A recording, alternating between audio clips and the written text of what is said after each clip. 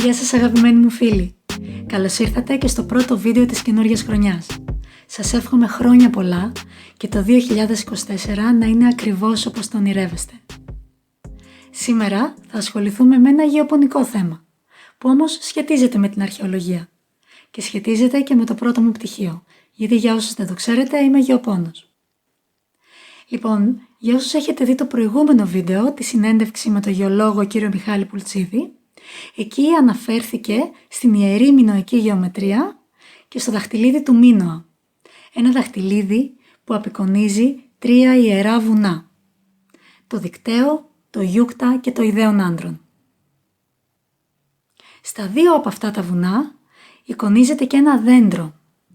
Σήμερα θα ανακαλύψουμε μαζί ποιο είναι αυτό το δέντρο και γιατί είναι τόσο σημαντικό για την Κρήτη, για την Ελλάδα αλλά και για ολόκληρο τον κόσμο. Το σημερινό ταξίδι δεν θα είναι μόνο ένα ταξίδι στο παρελθόν, αλλά και ένα ταξίδι στο παρόν και το μέλλον του τόπου μας. Υπάρχουν πολλά δέντρα στην Ελλάδα που το φύλλωμά τους μοιάζει με αυτό που εικονίζεται στο δαχτυλίδι. Όμως ποιο από όλα αυτά είναι? Και για να μην σας κρατάω σε αγωνία, θα σας πω από την αρχή ότι πρόκειται για ένα πολύ σπάνιο δέντρο, ένα από τα πιο σπάνια δέντρα στον κόσμο, που βρίσκεται μόνο στην Κρήτη και είναι η αμπελιτσιά. Ή στα λατινικά Zelkova ampelitia ή Zelkova cretica. Και σίγουρα θα αναρωτιέστε πώς κατέληξα σε αυτό το συμπέρασμα. Ξεκίνησα την έρευνά μου από τις αρχαίες αναφορές στα δέντρα και στη βλάστηση της Κρήτης. Και η σημαντικότερη από αυτές είναι το βιβλίο του Θεόφραστου «Περί φυτών Ιστορία». Στο σύγγραμμα αυτό αναφέρεται πάρα πολλές φορές στη βλάστηση της Κρήτης, γιατί η Κρήτη έχει μια ιδιαιτερότητα. Πολλά φυτά δεν συμπεριφέρονται το ίδιο όπως στον υπόλοιπο κόσμο. Για παράδειγμα, στην Κρήτη έχουμε τον αϊθαλή πλάτανο, κάτω από τον οποίο ζευγάρωσε ο Δίας με την Ευρώπη. Σε ολόκληρο τον κόσμο, ο πλάτανος ρίχνει τα φύλλα του το χειμώνα. Στην Κρήτη όμως υπάρχει ένα είδος που δεν τα ρίχνει. Και αυτό το δέντρο υπάρχει ακόμα στη Γόρτινα. Για τον ίδιο λόγο, ο Θεόφραστος μας μιλάει και για άλλα δέντρα, που κάνουν καρπούς μόνο στην Κρήτη. Πάμε λοιπόν τώρα να δούμε το αρχαίο κείμενο. Από τη σειρά των βιβλίων περί ιστορίας φυτών, στο βιβλίο 3, το απόσπασμα που μιλάει για τα φυλλοβόλα δασικά είδη. Και ακριβώς πριν από το σημείο με το οποίο θα ασχοληθούμε, μιλάει για την Κρήτη και λέει ότι ο πλάτανος και οι υδρείς στην Κρήτη δεν ρίχνουν τα φύλλα τους, ενώ στα υπόλοιπα μέρη τα ρίχνουν. Και ότι αυτά τα φυλλοβόλα είδη παντού κάνουν καρπούς. Κάρπιμα δεν τα μεν άλλα πάντα. Δηλαδή όλα τα φυλλοβόλα φυτά είναι κάρπιμα, κάνουν καρπούς. Περί δε ητέας και αιγύρου και πτελέας ως περελέχθη διαφεσβητούσιν. Αλλά σχετικά με την ητέα, την ηθιά δηλαδή, τον αίγυρο που είναι η μαύρη λεύκη και την πτελέα, τη φτελιά, οι απόψεις διήστανται. Ένι δε την αίγυρον μόνην ακαρπίν φασίν όσπερ και η εναρκαδία. Δηλαδή οι άρκαδες θεωρούν ότι ο αίγυρος, η μαύρη λεύκη, είναι η μόνη που δεν κάνει καρπούς. Τα δε άλλα πάντα τα εν της ώρεση καρποφορήν. Δηλαδή όλα τα άλλα δέντρα στα βουνά καρποφορούν. Εν Κρήτη δε και αίγυροι κάρπιμοι πλείους εσύ. Στην Κρήτη όμως και οι μαύρες λεύκες κάνουν καρπούς. Μία μεν εν το στομείο του άντρου του εν την είδη και μία υπάρχει στο στόμιο του ιδαίου άντρου. Ενώ τα αναθήματα ανάκητε, που εκεί κρεμάνε τα αναθήματα. Άλλη δε μικρά πλησίον. Υπάρχει και άλλη μία μικρή, λεύκη εννοείται, πλησίον, κοντά εκεί. Αποτέρω δε, μάλιστα 12 σταδίους περί τίνα κρίνην σαύρου καλουμένην πολλέ. Και πιο μακριά, σε απόσταση 12 σταδίων, γύρω από την πηγή της Σαύρας όπως την λένε, υπάρχουν πολλές λεύκες. Η σίδε και εντοπλησίων όρη της σίδης, εντοκινδρίο καλουμένων. Υπάρχουν επίσης και άλλα δέντρα στο κοντινό όρος της σίδης κινδρίο όπως το λένε, και περιπρεσίαν δε εν της όρεσιν, όπως και γύρω από τα όρη της πρεσού. Οπότε σε όλη αυτή την παράγραφο μας μιλάει για τη μαύρη λεύκη, τον έγυρο που μόνο στην Κρήτη κάνει καρπούς. Και στην τελευταία πρόταση καταλήγει «Η δε μόνον των τιούτων την πτελέα κάρπιμον είναι φασίν, καθάπερη περί Μακεδονίαν». Οι Μακεδόνες δηλαδή λένε ότι ανάμεσα σε όλα αυτά τα φιλοβόλα δασικά είδη μόνο η πτελιά είναι κάρπιμη. Οπότε σύμφωνα με τους Μακεδόνες η λεύκα δεν κάνει καρπούς. Εκτός από το αρχαίο ελληνικό κείμενο έχω χρησιμοποιήσει και την πρώτη αγγλική μετάφραση που δημοσιεύτηκε το 1916 από τον Sir Arthur Hort. Ο λόγος που χρησιμοποίησα και αυτό το βιβλίο είναι γιατί συμπεριλαμβάνει κάποιες πολύ κατατοπιστικές διευκρινήσεις. Στην αγγλική μετάφραση, στο σημείο που μας λέει ότι η λεύκα κάνει καρπούς, υπάρχει μια υποσημείωση, το νούμερο 2, που μας παραπέμπει στο Διοσκουρίδη, ότι δηλαδή κατά λάθος οι σπόροι της λεύκας αναφέρθηκαν σαν καρπί, σαν φρούτα, όπως λέει. Και ολοκληρώνει τη σημείωση με κάτι απίστευτο, ότι οι κατοπινοί συγγραφείς διόρθωσαν αυτό το λάθος γράφοντας τη λέξη κόκκι αντί για καρπί. Παραποίησαν δηλαδή το σύγγραμμα που είχαν στα χέρια τους. Αντί να σκεφτούν το προφανές, ότι μπορεί να περιγράφεται κάποιο άλλο δέντρο και όχι η λεύκα.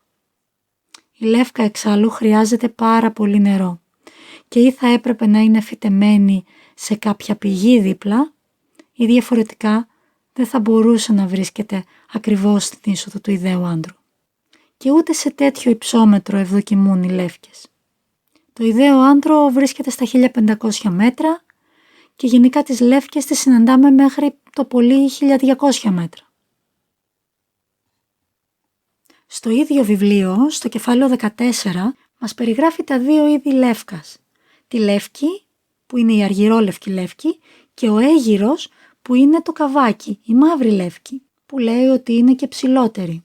Περιγράφει το σχήμα των φύλων τους και το ξύλο τους. Και καταλήγει την περιγραφή τους με την πρόταση «Καρπό δε ουδέτερον τούτον, ουδέ άνθος έχειν δοκί». Δηλαδή, κανένα από αυτά τα δύο δεν κάνει ούτε καρπούς ούτε άνθη. Και σε αυτό το σημείο η αγγλική μετάφραση έχει πάλι την υποσημείωση νούμερο 5. Αναφέρεται λοιπόν σε δύο άλλα μέρη του ίδιου βιβλίου, όπου εκεί ο Θεόφραστος λέει κάτι διαφορετικό, ότι εκεί κάνουν καρπούς. Άρα σε αυτά τα σημεία πρέπει να βασίστηκε σε διαφορετικές πηγές. Ο Θεόφραστος είναι ένας από τους σπουδαιότερους αρχαίους φιλόσοφους που έχουμε, μαθητής του Πλάτωνα και του Αριστοτέλη, που ανέλαβε και την περιπατητική σχολή του Αριστοτέλη μετά από αυτόν. Στα συγγράμματά του περιγράφει 550 είδη φυτών. Ένας τεράστιος όγκος, που δεν μπορεί για όλα να είχε ιδία άποψη. Σίγουρα βασίστηκε σε προγενέστερες πηγές. Γι' αυτό και στο κείμενό του αναφέρει συγκεκριμένα άλλοι λένε αυτό και άλλοι λένε εκείνο. Για τα φυτά που έχει ο ίδιος ιδία άποψη τα περιγράφει ο ίδιος. Και γι' αυτό το δέντρο που βρίσκεται στο στόμιο του ιδαίου άντρου δεν έχει ιδία άποψη. Γι' αυτό ακριβώς μας λέει και ότι κάνει καρπούς, αλλά δεν μας περιγράφει τους καρπούς του. Αν το είχε δει ο ίδιος, θα τους περιέγραφε. Οι πηγές του Θεόφραστου σίγουρα μιλούσαν για ένα είδος λεύκας, που μπορεί να μην είχαν ξαναδεί αλλού. Πώς μπορούμε λοιπόν να είμαστε σίγουροι για την αξιοπιστία των πηγών του Θεόφραστου, αφού σε διαφορετικά μέρη του βιβλίου, για το ίδιο φυτό, για τη λεύκη, αναφέρει κάτι διαφορετικό. Και ερχόμαστε στο σήμερα και τις γνώσεις που έχουμε σήμερα για τη λεύκη, που κάνει άνθη τύπου Ήουλου και μοιάζουν σαν να είναι καλυμμένα με βαμβάκι. Και η καρπή της λεύκας είναι κόκκι, που τα παίρνει ο αέρας και τα πηγαίνει σε πολύ μεγάλες αποστάσεις. Και σε καμία περίπτωση τους κόκκους αυτούς δεν μπορούμε να τους πούμε καρπούς. Οπότε αν υπήρχε ένα δέντρο στην Ίδη που όντως έκανε καρπούς, σίγουρα αυτό δεν μπορούσε να είναι η λεύκα. Για να βρω όμως ποιο δέντρο ήταν αυτό, έπρεπε να βρω περισσότερες πληροφορίες. Και ανακάλυψα ότι υπάρχει άλλη μία πηγή, εκτός από το Θεόφραστο, που αναφέρεται στο δέντρο που υπήρχε στο Ιδέον Άντρον. Η πηγή αυτή είναι ο Πλίνιος ο Πρεσβύτερος. Ο Πλίνιος είναι μεταγενέστερος του Θεόφραστου, έζησε τον 1ο αιώνα μετά Χριστό και πίστευε ότι η αληθινή δόξα είναι να κάνεις αυτό που αξίζει να γραφτεί και να γράφεις αυτό που αξίζει να διαβαστεί. Το κείμενο αυτό είναι γραμμένο στα λατινικά και για να το μεταφράσω χρειάστηκα τη βοήθεια ενός καλού φίλου, του Κώστα του Σκουλά, φιλόλογου και μουσικολόγου, ο οποίος έκανε τη μετάφραση λέξη προς λέξη και τον ευχαριστώ πολύ γι' αυτό. Ο Πλίνιος λοιπόν στο βιβλίο του Φυσική Ιστορία, στο κεφάλαιο 16, μιλάει για την ιτιά και μας λέει ότι τα δέντρα αυτά χάνουν τους καρπούς τους πριν οριμάσουν. Μας λέει όμως ότι ένα είδος ιτιάς παράγει ώριμους καρπούς όπως συνηθίζεται στο νησί της Κρήτης, ακριβώς από το μονοπάτι που κατεβαίνει από το σπήλαιο του Δία και έχει ένα σκληρό ξυλώδη σπόρο στο μέγεθος ενός ρεβιθιού. Η λέξη σπόρος δεν αναφέρεται στη δεύτερη πρόταση, αλλά εννοείται από την πρώτη. Και αυτό είναι μια πολύ συγκεκριμένη πληροφορία, μια πάρα πολύ σημαντική πληροφορία που περιγράφει αυτό το φυτό που όπως ξέρουμε από το Θεόφραστο καρποφορεί μόνο στην Κρήτη. Και ο ένας το έλεγε ένα είδος λεύκας και ο Πλίνιος μας το λέει ένα είδος ιτιάς. Ποιο είναι λοιπόν αυτό το δέντρο για το οποίο μας μιλάει ο Πλίνιος? Και ο Πλίνιος, από ό,τι έψαξα λίγο τα βιογραφικά του στοιχεία, δεν αναφέρεται πουθενά ότι έχει έρθει στην Κρήτη. Οπότε και αυτός μάλλον βασίστηκε σε άλλες πηγές, σε κάποιους άλλους που το έχουν περιγράψει. Γι' αυτό το αναφέρει και σαν είδος ιτιάς. Οι σπόροι της ιτιάς έχουν μακριές λευκές μεταξωτές τρίχες και είναι πάρα πολύ μικροί και δεν μοιάζουν καν με καρπούς. Οπότε σε καμία περίπτωση δεν μπορεί να είναι ιτιά. Αν συνδυάσουμε τώρα τα δύο κείμενα, του Θεόφραστου και του Πλίνιου, ίσως μπορούμε να καταλήξουμε σε κάποιο αποτέλεσμα. Ξαναπάμε πάλι στο Θεόφραστο. Εκεί που λέει ότι σύμφωνα με τους Μακεδόνες, μόνο η πτελαία καρποφορεί. Υπάρχει περίπτωση να είναι φτελιά. Η φτελιά κάνει καρπούς, αλλά και πάλι δεν μοιάζουν με την περιγραφή του Πλίνιου. Είναι επίπεδη, μεμβρανώδης και ημιδιαφανής, με ένα μοναδικό σπόρο στο κέντρο. Και σχετικά με τη φτελιά υπάρχει άλλο ένα σημείο στο βιβλίο του Θεόφραστου που μας περιγράφει τα δύο είδη φτελιάς, την ορεινή και την παιδινή. Και αναφέρει πολύ συγκεκριμένα ότι τα είδη αυτά είναι σπάνια στην περιοχή της Ίδης. Άρα δεν μπορεί να είναι το δέντρο αυτό για το οποίο μας μιλούσε, αφού μας περιέγραψε 3-4 μέρη στα οποία μπορούμε και το συναντάμε στην Ίδη. Και είναι τόσο συγκεκριμένη η περιγραφή του Θεόφραστου σε σχέση με τα σημεία πάνω στην Ίδη που το συναντάμε, το δέντρο αυτό, το άγνωστο, που μου κίνησε την περιέργεια και ήθελα να καταλάβω πού είναι αυτά τα σημεία σήμερα. Το ένα από αυτά είναι η πηγή της Σαύρας, το άλλο είναι το όρος Κινδρίο και το άλλο είναι τα όρη γύρω από την Πρεσό. Από αυτά τα τρία ήξερα μόνο την Πρεσό, που βρίσκεται στο νομό Λασιθίου. Από την έρευνα που έκανα για να ανακαλύψω τα άλλα δύο σημεία, κατάλαβα ότι το όρος Κινδρίο είναι το όρος Κέδρος ή Κέντρος, νότια του Ψιλορίτη. Ενώ η πηγή της Σαύρας πρέπει να είναι η πηγή της Μιλιάς. Ήταν αρκετά δύσκολο να μαζέψω πληροφορίες για τις πηγές που υπάρχουν πάνω στην Ίδα, κοντά στο Ιδέο-Άντρο, και να τις τοποθετήσω πάνω στο χάρτη. Τα 12 στάδια που μας λέει ο Θεόφραστος, αν πάρουμε σαν μέγεθος του ενός σταδίου τα 186 μέτρα σύμφωνα με τον Ηρόδοτο, μας δίνουν μια απόσταση γύρω στα 2 χιλιόμετρα. Και η μοναδική πηγή που υπάρχει σε αυτή την απόσταση και ταιριάζει με το Θεόφραστο είναι η πηγή της Μιλιάς, που βρίσκεται πάνω στο δρόμο που συνδέει το Ιδέον Άντρον με ένα άλλο πάρα πολύ σημαντικό σπήλαιο της περιοχής, το Καραμαϊκό σπήλαιο ή το σπήλαιο των Καμαρών όπως λέγεται. Και ο δρόμος αυτός που συνδέει το Ιδαίον Άνδρον με το Σπήλαιο των Καμαρών δεν είναι απλά άλλος ένας δρόμος πάνω στο Ψιλορίτη και πάνω στο οροπέδιο της Νίδας. Είναι ο δρόμος που θα ακολουθούσαν όσοι θα έρχονταν από την Νότιο Κρήτη και από τη Γόρτινα και τη Φεστό προς το Ιδαίον Άνδρον. Και σίγουρα μία κρίνη με πόσιμο νερό, με δέντρα για να ξαποστάσει κάποιος, θα ήταν πασίγνωστη στην περιοχή. Γι' αυτό και ο Θεόφραστος τη χρησιμοποιεί στην αναφορά του. Και σε αυτό το σημείο, στο πηγάδι της Μιλιάς όπως λέγεται, υπάρχουν και αρχαιολογικά ευρήματα των ελληνιστικών χρόνων, της εποχής δηλαδή του Θεόφραστου. Αρχαιολόγοι που έχουν μελετήσει την περιοχή, όπως είναι ο Μαρινάτος και ο Πλατάκης, ταύτιζαν την πηγή της Σαύρας, που αναφέρει ο Θεόφραστος, με την πηγή της Ανάληψης του Χριστού, που βρίσκεται ακριβώς κάτω από το Ιδαίον Άνδρον. Η εκκλησία της Ανάληψης του Χριστού βρίσκεται λίγο παραπάνω από την πηγή. Και εδώ είναι η πηγή στην οποία ο Σακελαράκης το 1983 φύτεψε ένα πλάτανο, που υπάρχει ακόμα και σήμερα. Όμως δεν μπορεί να είναι αυτή η πηγή της Σαύρας, γιατί απέχει μόλις 500 μέτρα από την είσοδο του σπηλαίου. Ενώ ο Θεόφραστος μας μιλάει για 12 στάδια, δηλαδή περίπου 2 χιλιόμετρα. Ενώ για την πηγή της Μιλιάς έχουμε και άλλες αναφορές. Βρήκα ότι υπάρχει ένα παλιό δημοτικό τραγούδι του 1800, το τραγούδι της Νίδας, το οποίο αναφέρεται στο πηγάδι της Μιλιάς.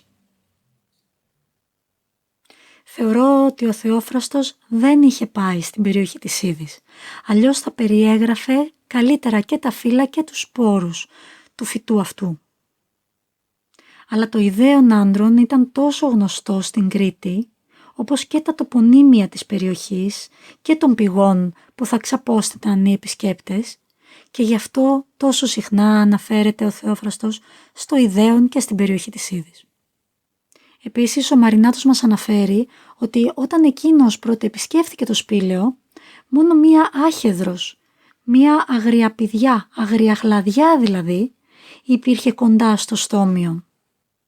Όμως ο Θεόφραστος και ο Πλίνιος δεν μπορεί να εννοούσαν την αγριαχλαδιά, γιατί είναι ένα δέντρο γνωστό σε ολόκληρη την Ελλάδα, οπότε οποιοσδήποτε επισκέπτης θα μπορούσε να την αναγνωρίσει, και επιπλέον οι καρποί της δεν μοιάζουν με τους σκληρούς καρπούς σαν ρεβίθι που περιγράφει ο Πλίνιος. Και στο σημείο αυτό ας ξαναγυρίσουμε στο δαχτυλίδι του Μίνωα, για να κοιτάξουμε τα φύλλα, να δούμε με τι μοιάζουν. Και εγώ θα έλεγα ότι από όλα τα φυτά της Κρήτης μοιάζουν περισσότερο με το πουρνάρι, με ένα είδος δρύ, που όπως μας λέει και ο Θεόφραστος είναι αϊθαλές, δεν ρίχνει τα φύλλα του, και με τη φτελιά. Το πουρνάρι το απέκλεισα για 2 λόγους. Πρώτον, γιατί οι νευρώσεις των φύλλων δεν είναι τόσο έντονες, ώστε να θεωρήσουμε ότι ο καλλιτέχνης θα τις αναπαραστούσε τόσο έντονα πάνω στο δαχτυλίδι. Και δεύτερον, γιατί το πουρνάρι και ο δρύς ήταν επίσης ένα δέντρο εξαπλωμένο σε ολόκληρη την Ελλάδα, άρα πάρα πολύ γνωστό. Ήταν επίσης το ιερό δέντρο του Δία Ιδρύς στην Δοδόνη. Κάνει όμως ένα πολύ χαρακτηριστικό καρπό, τα βελανίδια. Οπότε αποκλείεται να μην το γνώριζαν. Και αποκλείεται τα βελανίδια να τα περιέγραφαν σαν σκληρό ρεβίθι. Ενώ από την άλλη μεριά τα φύλλα της φτελιάς έχουν πολύ περισσότερες νευρώσεις σε σχέση με τα φύλλα στο δαχτυλίδι. Επιπλέον έχουν μια έντονη ανομοιομορφία στη βάση του φύλλου, που αυτό είναι και το χαρακτηριστικό της φτελιάς. Κάτι που επίσης δεν παρατηρούμε στο δαχτυλίδι. Και όπως είδαμε και πιο πριν, η φτελιά κάνει καρπούς, αλλά δεν μοιάζουν με αυτούς που μας περιγράφει ο Πλίνιος. Υπάρχει όμως ένα είδος της ίδιας οικογένειας με τη φτελιά, που μοιάζει ακριβώς σαν ρεβίθι. Και αυτό είναι η αμπελιτσιά. Ζέλκοβα αμπελίτσια ή Ζέλκοβα κρέτικα ονομάζεται. Γιατί είναι ενδυμικό μόνο στην Κρήτη, υπάρχει μόνο στην Κρήτη. Συνολικά στον κόσμο υπάρχουν 6 είδη από αυτό το δέντρο και στην Ευρώπη μόνο 2. Η αμπελιτσιά στην Κρήτη και άλλο ένα είδος στη Σικελία. Η αμπελιτσιά συναντάται σε όλους τους ορεινούς όγκους της Κρήτης και μπορεί να φτάσει σε υψόμετρο μέχρι και τα 1.800 μέτρα. Οπότε θα μπορούσε να βρίσκεται στα 1.500 μέτρα που είναι το Ιδαίον Άντρων. Ενώ τη συναντάμε ακόμα και σε βραχώδεις ορεινές περιοχές όπως είναι και η είσοδος του Ιδαίου Άντρου. Οπότε αν πάνω στο δαχτυλίδι του Μίνωα εικονίζεται όντως το δικταίον Άντρων, ο Γιούκτας και το Ιδαίο, και τα τρία αυτά σήμερα είναι περιοχές Natura, προστατευόμενες περιοχές. Και σύμφωνα με την επίσημη ιστοσελίδα, στην περιοχή του δικταίου και του Ιδαίου υπάρχει η αμπελιτσιά. Επίσης και η περιοχή του όρους Κέδρος, αλλά και η οροσειρά γύρω από την Πρεσό, η οροσειρά της Θρυπτής όπως ονομάζεται, είναι και αυτές περιοχές Natura όπως συναντάμε την αμπελιτσιά. Ενώ στις περιοχές γύρω από το Γιούκτα οι περισσότερες πλέον εκτάσεις είναι καλλιεργήσιμες. Και έχω διαβάσει και κάπου στο ίντερνετ ότι τη Ζέλκοβα την είδαν και σε φαράγγι κάτω από το Γιούκτα, στους πρόποδες του Γιούκτα. Όμως αυτό μένει να το περπατήσω και να το εξακριβώσω η ίδια. Υπάρχει ένα παγκόσμιο πρόγραμμα που συντονίζεται από το Πανεπιστήμιο Φράιμπουργκ της Ελβετίας. Λέγεται Ζέλκοβα Project και τρέχει σε ολόκληρο τον κόσμο για την προστασία αυτού του φυτού, αυτού του αρχαίγονου φυτού. Ας το προστατέψουμε κι εμείς. Ας το διατηρήσουμε για τις επόμενες γενιές. Γιατί είναι μέρος της ιστορίας μας, είναι μέρος του πλανήτη μας, είναι μέρος της κληρονομιάς μας. Έχει βρεθεί και ένα απολίθωμα στην Ανατολική Κρήτη ενός προγόνου της αμπελιτσιάς που υπολογίζεται ότι είναι 8 εκατομμυρίων ετών. Βρέθηκε στην περιοχή της Μακρυλιάς το 2004. Όμως και πιο πρόσφατες έρευνες επιβεβαιώνουν την παρουσία αυτού του αρχαίου προγόνου της αμπελιτσιάς στη Μεσαρά. Και με το αντικείμενο αυτό ασχολείται ο κύριος Ζηδιανάκης Γιάννης, συνάδελφος γεωπόνος, και τον ευχαριστώ πάρα πολύ που με βοήθησε στο να καταλάβω ποια είναι τα βασικά χαρακτηριστικά τόσο της αμπελιτσιάς όσο και της φτελιάς και σύμφωνα με τα οποία τα διαχωρίζουμε. Η αμπελιτσιά είναι δέντρο φυλλοβόλο. Ενώ την άνοιξη τα άνθη εμφανίζονται σχεδόν ταυτόχρονα με τα φύλλα πάνω στο δέντρο. Και αν θέλετε να το δείτε να ανθίζει, θα το δείτε από το Μάρτιο μέχρι το Μάιο. Και έχει διαπιστωθεί κάτι πολύ πρωτότυπο να συμβαίνει στην αμπελιτσιά. Ανθίζει κάθε 3 χρόνια. Στη βοτανική, ο καρπός που κάνει η αμπελιτσιά είναι μία δρύπη. Και οι καρποί πέφτουν από το δέντρο μόνο αφού οριμάσουν, όπως μας λέει και ο Πλίνιος. Και αυτό γίνεται από τα τέλη Οκτώβρη μέχρι τα μέσα Νοέμβρη. Δηλαδή οριμάζουν αρκετά αργότερα σε σχέση με τα υπόλοιπα δέντρα. Μπορούμε να το συναντήσουμε σε μορφή θάμνου, σε μικρό δέντρο, αλλά ακόμα και σε τεράστιο δέντρο.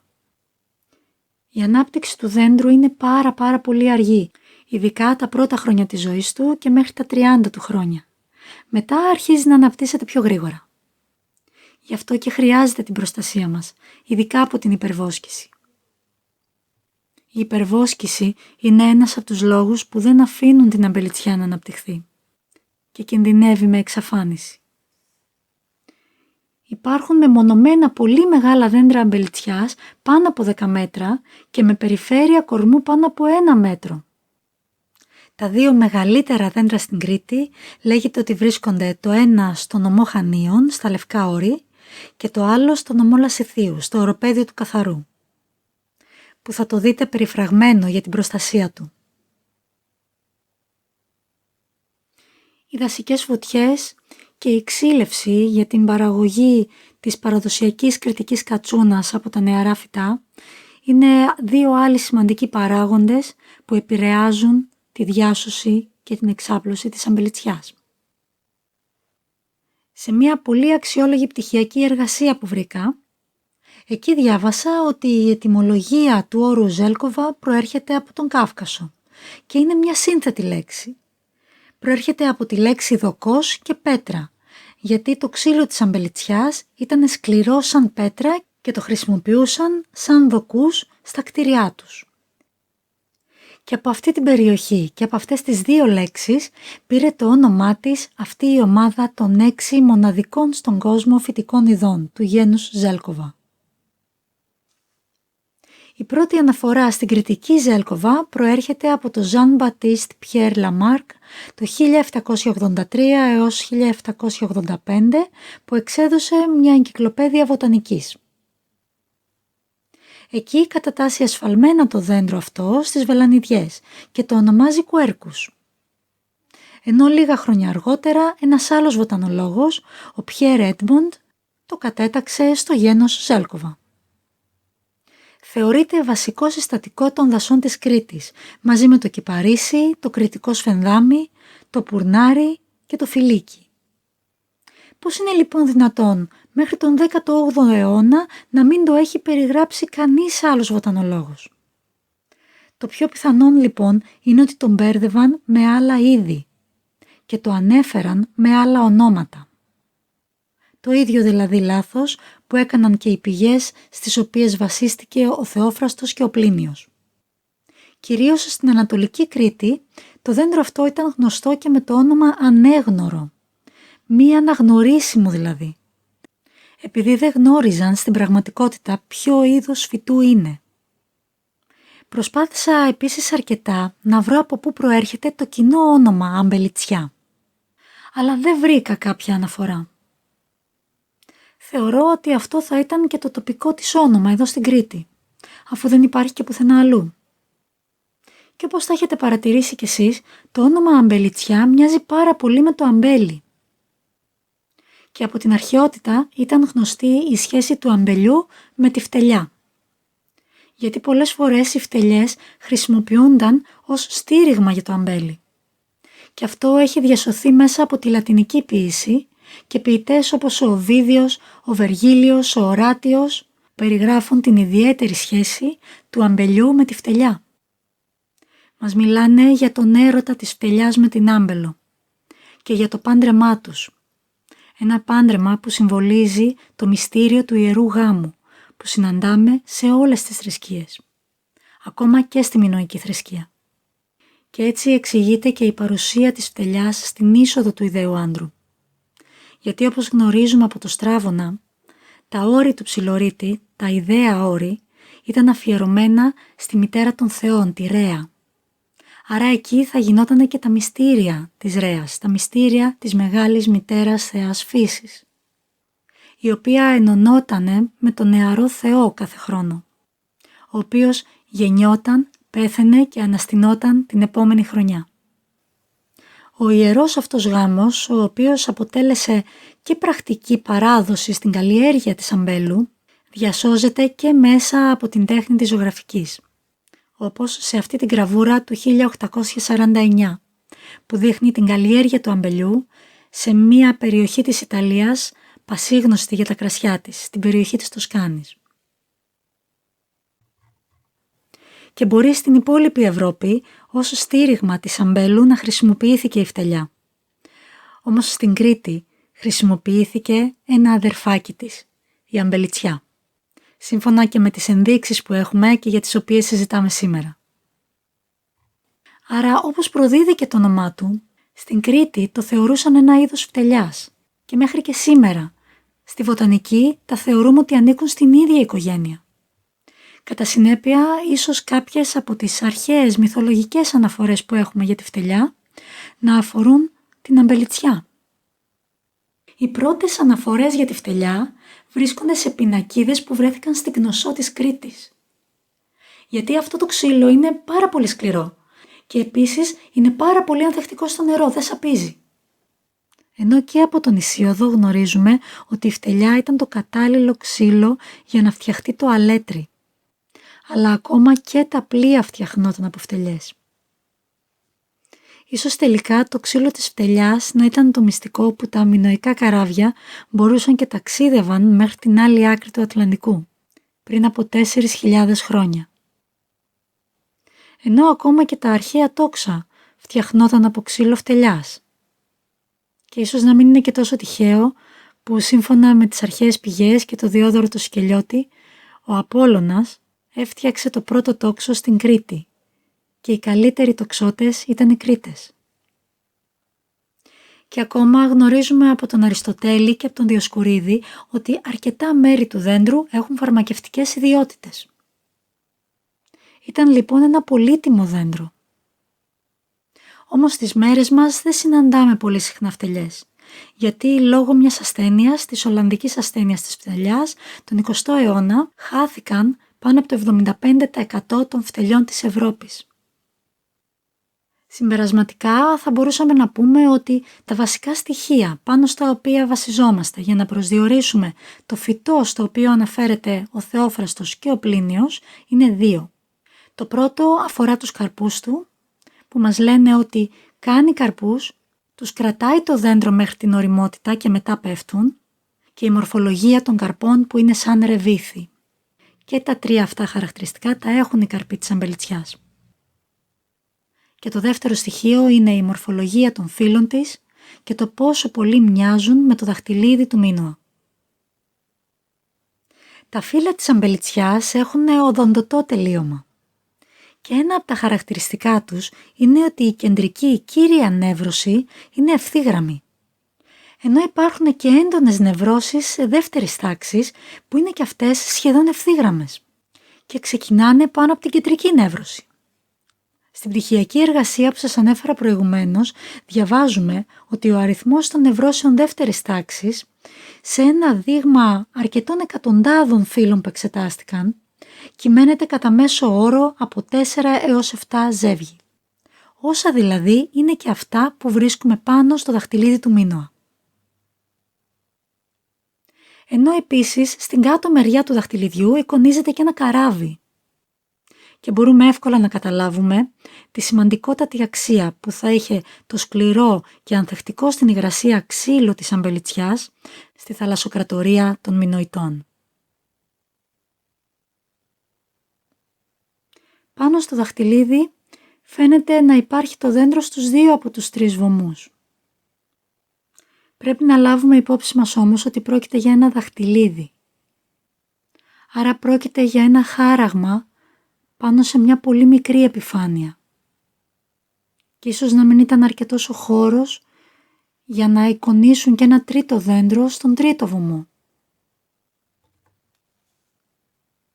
Επιπλέον η μεσαία φιγούρα είναι σαν να κρατάει κάτι στο ένα χέρι και να ετοιμάζεται να το κρεμάσει πάνω στο δέντρο. Όπως μας λέει και ο Θεόφραστος, ότι πάνω σε αυτό το δέντρο κρεμούσαν οι πιστοί τα αναθήματα.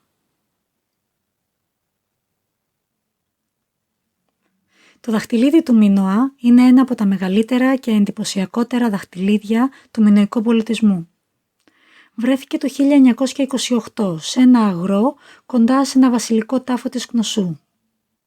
Η αυθεντικότητά του όμως αμφισβητήθηκε τότε ακόμα και από τον ίδιο τον Evans. Πρόσφατα η επιστημονική κοινότητα αποφάνθηκε ότι είναι πραγματικό. Γιατί εντωμεταξύ έχουν ανακαλυφθεί και άλλα ευρήματα που έχουν παρόμοιες παραστάσεις. Τις τελευταίες μέρες έχω δει πάρα πολλά μινωικά δαχτυλίδια και σφραγιδόλιθους. Όμως μόνο σε ένα ακόμα δαχτυλίδι εικονίζεται αυτό το φύλλο της αμπελιτσιάς. Ανακαλύφθηκε το 1965 στο λόφο Φουρνή στις Αρχάνες, λίγο πιο έξω από την Κνωσό, στον μοναδικό θολωτό τάφο με βασιλική ταφή που βρέθηκε ασύλλητος. Για μένα είναι ένας από τους σημαντικότερους θολωτούς τάφους στην Ελλάδα και μόνο ένας από τους 3 που έχουν πλευρικό δωμάτιο. Και εκεί βρέθηκε η ταφή μιας ιέρειας ή πριγκίπισσας, ασύλλητη. Και εκεί μέσα βρέθηκαν 5 σφραγιστικά δαχτυλίδια. Και ένα από αυτά είναι αυτό που βλέπετε τώρα στην εικόνα. Και δείτε πόσο πολύ μοιάζουν τα φύλλα στα 2 αυτά δαχτυλίδια. Και κάτι άλλο πολύ σημαντικό είναι ότι η αμπελιτσιά ανθίζει κάθε 3 χρόνια. Και εγώ προσωπικά δεν γνωρίζω άλλο φυτό τουλάχιστον που να το κάνει. Ακόμα και αυτό το χαρακτηριστικό μπορεί να συσχετιστεί με το μινωικό πολιτισμό.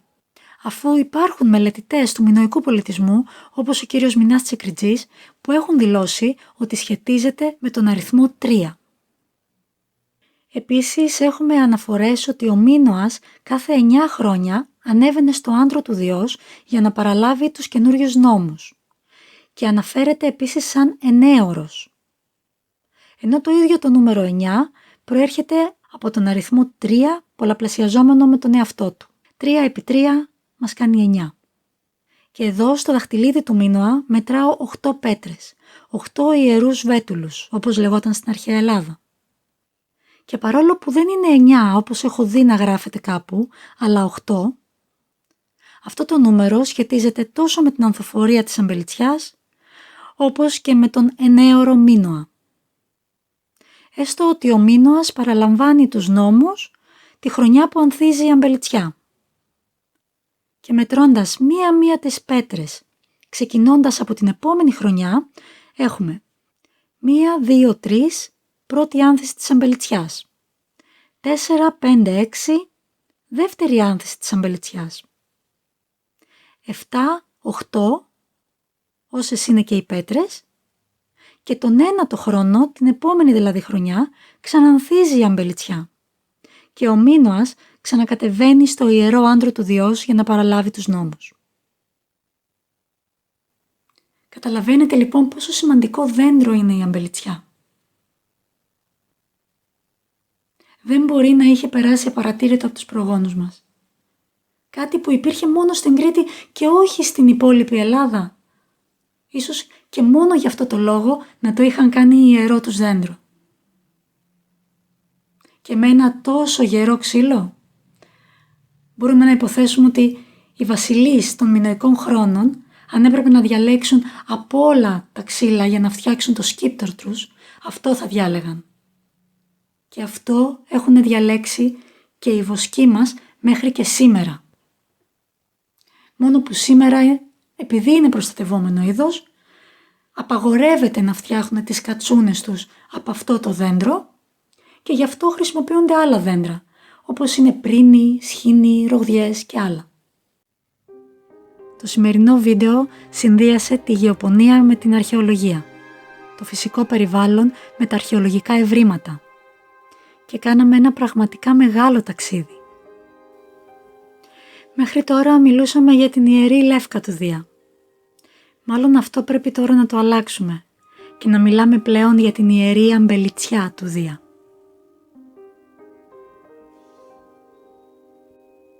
Εύχομαι να σας άρεσε και αυτό το βίντεο. Αν δεν έχετε κάνει ήδη εγγραφή, πατήστε εγγραφή, πατήστε το καμπανάκι και προωθήστε αυτό το βίντεο για να στηρίξουμε μαζί αυτό το κανάλι και να στηρίξουμε μαζί τον τόπο μας. Και μην χάσετε το επόμενο βίντεο που και αυτό θα είναι αφιερωμένο στο ιδαίο και το δικταίο. Δύο σημαντικά σπήλαια της Κρήτης που αρκετές φορές μπερδεύονται στα αρχαία ελληνικά συγγράμματα. Μαζί θα αποκωδικοποιήσουμε τι εννοούσαν όταν έλεγαν ιδαίο και τι όταν έλεγαν δικταίο. Θα σας δω εκεί λοιπόν. Μέχρι τότε πολλά φιλιά.